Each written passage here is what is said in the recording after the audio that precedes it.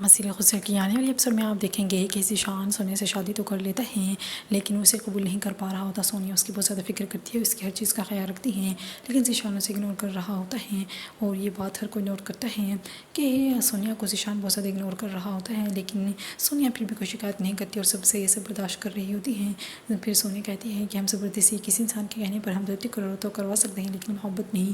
سونیا بہت زیادہ دکھی ہوتی ہے کہ ذیشان کو اس کی کوئی فکر نہیں ہے اور دوسری طرف آن بھی یہ بات نوٹ کر رہا ہوتا ہے کہ ذیشان کا رویہ کچھ ٹھیک نہیں ہے۔ سونیا سے اس لیے وہ کہہ رہا ہوتا ہے کہ اگر کوئی آپ سے شکایت نہیں کر رہا تو اس کا مطلب یہ ہرگز نہیں ہے کہ اسے آپ سے کوئی شکایت نہیں ہے۔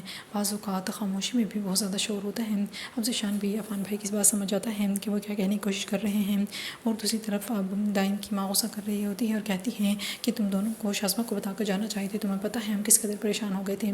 پھر ردا کہتی ہے کہ جو کچھ بھی ہوا ہے شازمہ کی وجہ سے ہوا ہے نازیہ کے ساتھ۔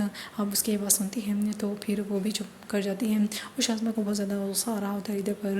جب شازمہ باہر جاتی ہے تو دیکھتی ہیں کہ سونیا اور ذیشان بیٹھے کھانا کھا رہے ہیں تو اسے یہ بات ہرگز برداشت نہیں ہوتی، اس لیے وہاں پر چلی جاتی ہے اور کہتی ہے کہ آپ تو کہہ رہے تھے کہ آپ کا اس سے کوئی تعلق نہیں ہے تو اب آپ کس رشتے سے اس کے ساتھ بیٹھے ہیں۔